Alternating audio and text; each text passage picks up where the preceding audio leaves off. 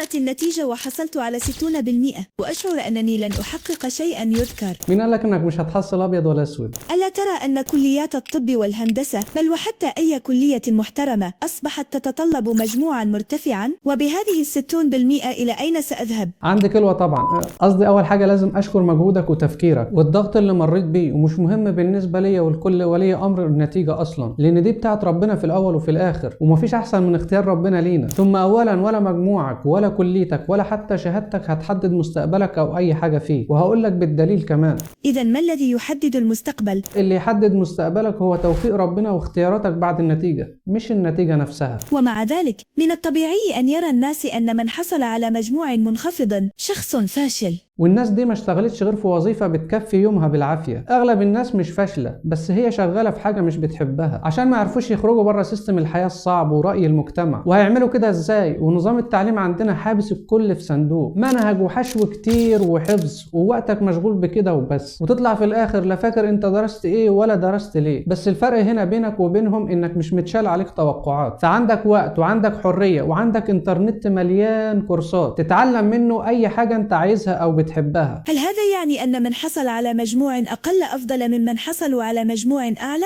الموضوع مش مجموع، الموضوع انك تختار تعيش صح وتعيش زي ما تحب. هل أنت متأكد من أن الكلية والمجموع لا يحددان النجاح؟ متأكد يا عم، وحابب أديك أمثلة حقيقية عن ناس ممكن سمعت عنهم أو بتسمع لهم. مثل من؟ وكيف نجح؟ عندك أحمد أبو زيد، كان مهندس وساب الهندسة لأن المساحة كانت ضيقة عليه وما كانش قادر يطلع كل اللي جواه، ودلوقتي مين فينا ما سمعش عنه أو بيسمع له؟ وده مش مثال على واحد بس، خد عندك كمان منعش، أمير منير، محمد الغليظ، حازم شومان. نعم أعرفهم جيدا. وناس غيرهم كتير درسوا طب وهندسة وسابتها رغم رفض المجتمع لفكرة أو أي حاجة زي كده، لكن هم سمعوا لنفسهم مش للناس ولا المجتمع، فنجحوا مش لأجل شهادتهم، لأ، نجحوا عشان هم مشيوا في اللي بيحبوه. وإذن وجب علي فعل ما أستطيع وأحب. فلو مجموعك قليل ده مش حكم إعدام، لأ، بل ده ممكن يكون مفتاح عشان تعيش حياتك بجد. شكرا لك حقا. اختار هدفك صح وسيب كل حاجة على ربنا، ولا تنسى أن تنتظر الحلقة القادمة لأن هنتكلم فيها عن إزاي تختار هدفك صح بعد نتيجتك.